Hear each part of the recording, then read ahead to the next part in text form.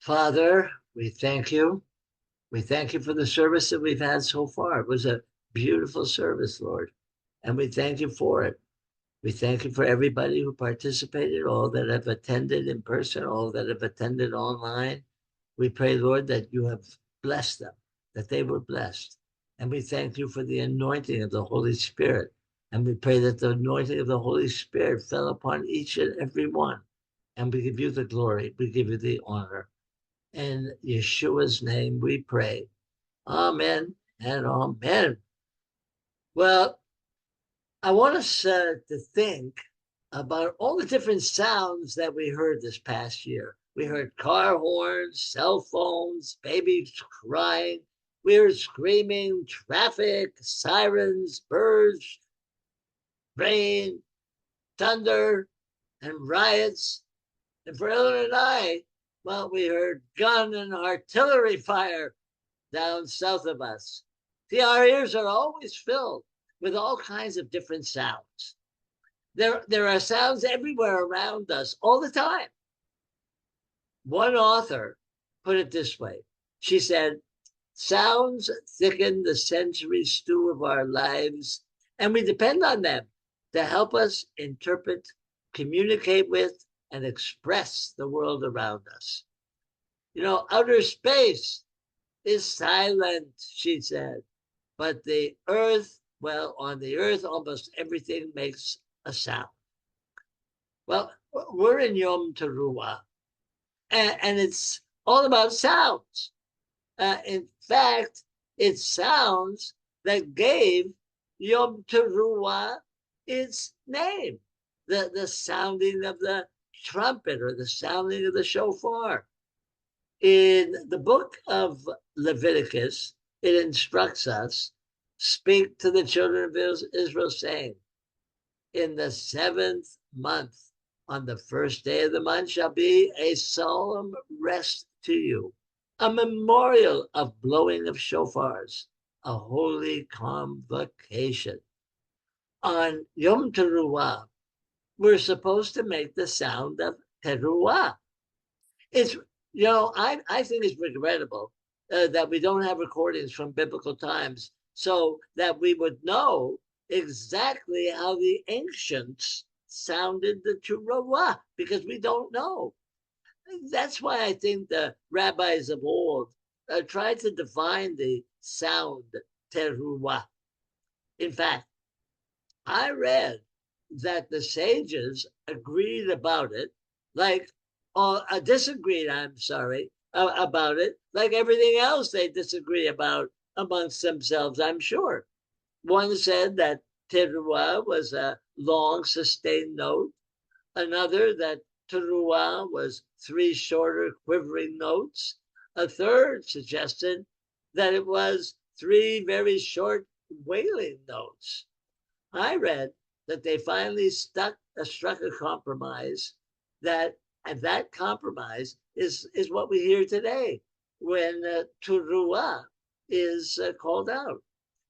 A famous 11th century sage who was a doctor applied his experience of suffering to the sound that Teruah of the shofar. Listen to what he wrote. We are in no doubt as to the present, as we are in doubt as to the precise meaning of the scriptural term teruah and the exact sound it represents, whether it be a sobering sound like that of lamenting women, or a sighing sound like the repeated sighs of a man whose heart is oppressed by great trouble, or a combination of both, the sighing sound and the sobbing sound that usually follows it. For a man in trouble will usually sigh first and then sob. Accordingly, we sound all three notes.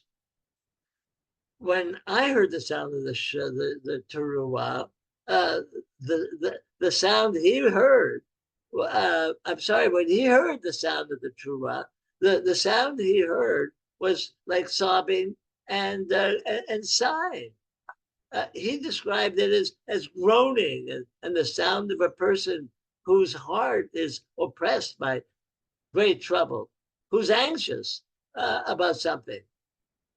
In the Yiddish language, you could say it's the sound of oy vey. Now, oy vey is used to express dismay, frustration, and grief. To us as believers, teruah could be the sound of the lamenting over our sin. I'm sure we all know this sound because we have all experienced sin in our lives, and we've all also heard the sound of troubles throughout the past year. Uh, for sure, we've heard the sounds of groaning from family members and friends. We even did some groaning ourselves because of various difficult circumstances, bad relationships, lost jobs, failed projects, shattered dreams, poor health, lack of school funds, etc., etc.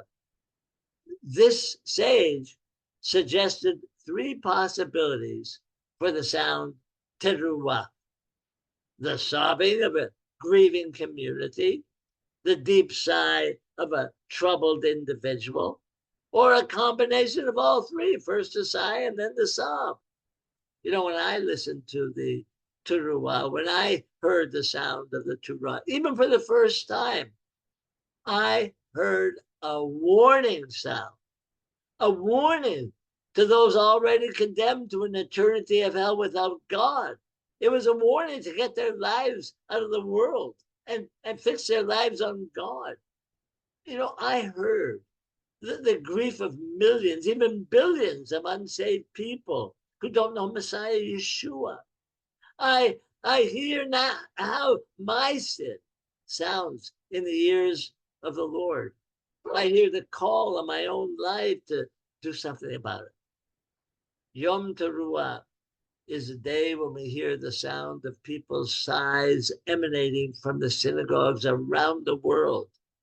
Today is the day we determine to offer those people who have no hope a ray of hope, a bit of God's sunshine, S-O-N.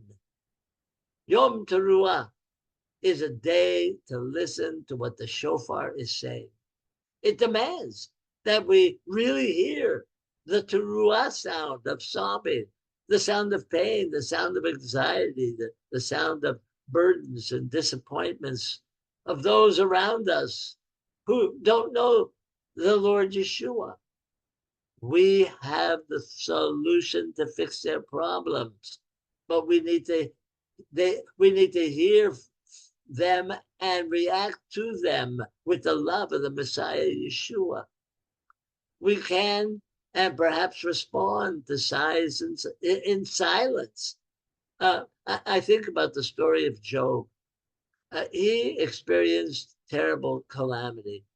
He sat on the ground and breathed heavy sighs. His friends heard him.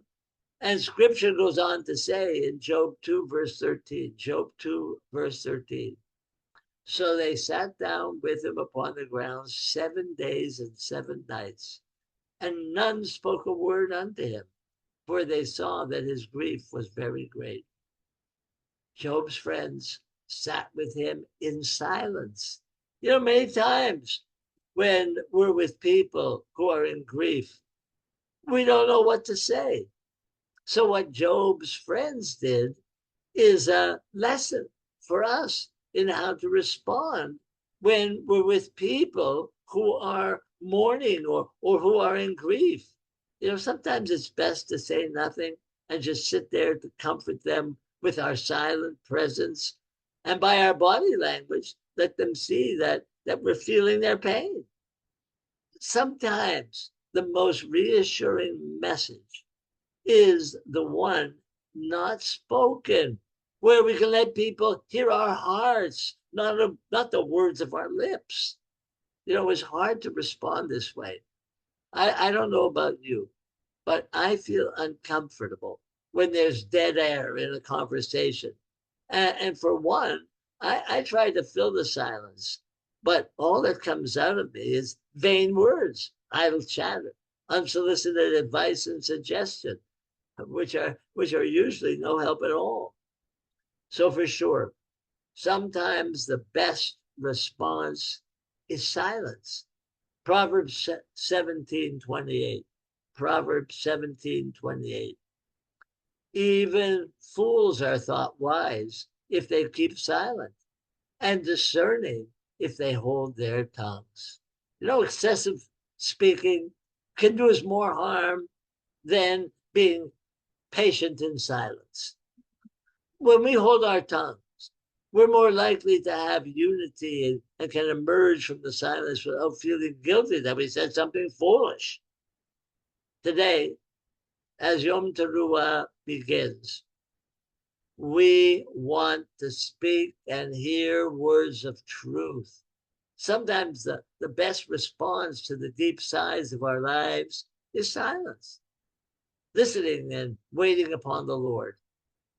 This isn't the silence of apathy or distraction or denial. This is the deep silence that can create a connection with God in ways, well, words really can never achieve. Today, we need some compassionate and careful silence in our lives. Today, we need the quiet that allows truth and growth and hope to emerge. The second sound of Teruah, according to this sage, was wailing. It's the sound we heard so often this summer or in Kenya this winter. From across the Middle East, group of people wailing and mourning the death of their children, the destruction of their homes, the hostage situation, the failed peace. Wailing expresses our deepest sort of loss and loneliness. We know this wailing sound because we heard it this year with the cruel murder by Hamas of 6 hostages when they could have been released. We wail within our own hearts because of unexpected problems and difficulties and bad experiences. Everywhere we go today, and every time we listen to the news, we hear this wailing sound. We hear sobbing from hurricane victims, earthquake victims, bombing victims, and war victims, flood victims, and survivors of mourning the death of their friends and their loved ones. We hear the sound of wailing at funerals. Yom Teruah is a day when we as believers in Messiah Yeshua can offer an antidote to loneliness with the sharing of the gospel message. Proverbs 25, verse 11. Proverbs 25:11. A word fitly spoken is like apples of gold in pitchers of silver. We have those words of hope. We have those words of comfort, words that can heal and renew and refresh. Isaiah 55, I'm going to read verse 1 through 4. Isaiah 55, 1 through 4. Oh, everyone that thirsts, come to the waters. And he that has no money, come, buy and eat. Yes, come, buy wine and milk without money and without price. Wherefore do you spend money for that which is not bread, and your labor for that which satisfies not? Listen diligently unto me, and eat that which is good, and let your soul delight itself in fatness. Incline your ear and come to me. Hear, and your soul shall live, and I will make an everlasting covenant with you, even the sure mercies of David. Behold, I have given him for a witness to the people, a leader and commander to the people. On Yom Teruah, the sighing, sobbing of the Teruah welcomes us back to a covenant relationship with each other and with God through the Messiah Yeshua. The call from God can be intense in our ears if we would only listen. See, at Sinai, the people heard thunder and saw lightning. They heard the shofar sound as it grew louder and louder and louder. The sound was so spiritually powerful that they backed up, they withdrew, perhaps for fear, perhaps because they were confronted by their sin. See, at Mount Sinai, the silence of not hearing anything from Moses was followed by the 10 Commandments, changing the people to initiate, charging or challenging the people to initiate a new way of life, a new pathway to personal relationships with God. The people were hearing a fearful sound of the shofar, but then it brought the 10 Commandments, a pathway to view our sin, a signpost to repentance and happiness. Maybe this is what the psalmist had in mind when he wrote in Psalm 89, verse 15. Psalm 89, verse 15. Happy is he that knows the joyful sound. They shall walk, O Lord, in the light of your countenance. Yes, happy are the people who know the sound of Teruah. Now, surely the psalmist didn't mean that people sighing and sobbing is something that we should be cheerful about. But this is a deeper sort of happy, a sense of contentment and satisfaction that you can't get anywhere else but from the Lord. See, the psalmist suggests a person who feels his happiness, who knows the sound of the teruah, is on the right path and has set out in a new direction, in a blessed way they may not yet know through God's presence in their life. This is what it means to hear the sound of the teruah. Be happy, mourn over your sin, and find in the sighing and sobbing noises something that can glorify God. A move in the direction of hope, a move towards a committed relationship with Yeshua. Yes, we have all heard the sound teruah, the sound of sighing, weighing, and sobbing. But now we know what it is to be happy. We're on the right path. We know the sound of true happiness in Messiah Yeshua. This is the dawn of a new Hebrew calendar year, 5785. This is a challenge facing us this year. This is the opportunity stretched out before each of us. It's the blessing of Yom Teruah. This is a dichotomy. The shofar calls us to repentance, to wail and to mourn over our sin, but it also promises us a well-watered life.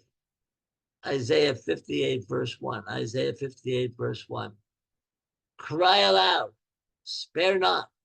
Lift up your voice like a shofar and show my people their transgression and the house of Jacob their sins. And now Isaiah 58, verse 11. And the Lord shall guide you continually and satisfy your soul in drought and make fat your bones, and you shall be like a watered garden and like a spring of water whose waters fail not. The year 5785 is a year to let our voices resound like the shofar. This is the year to hear the sound teruah. So when we sigh, we won't lose hope. This is the year when we hear sobs of people around us, we can share the true happiness and peace that is found in Messiah Yeshua. See the sound of the shofar. It's growing louder and louder and louder. It's saying to us, it's time, it's time. The end of the age is approaching. Share your hope. Amen and amen. Father, I thank you for this word. I thank you, Lord, for your revelation. I thank you, Lord, for opening your word to us. And I pray, Lord God, that everyone who has heard this word will be touched by it and drawn to you, and also would be encouraged to share with those that are perishing, the millions and the billions that are perishing. And I thank you for their faithfulness and for what they're going to accomplish. And for all the people, Lord, that they are going to witness to, share the gospel with, and bring to salvation. Thank you for your faithfulness. In Yeshua's name we pray. Amen.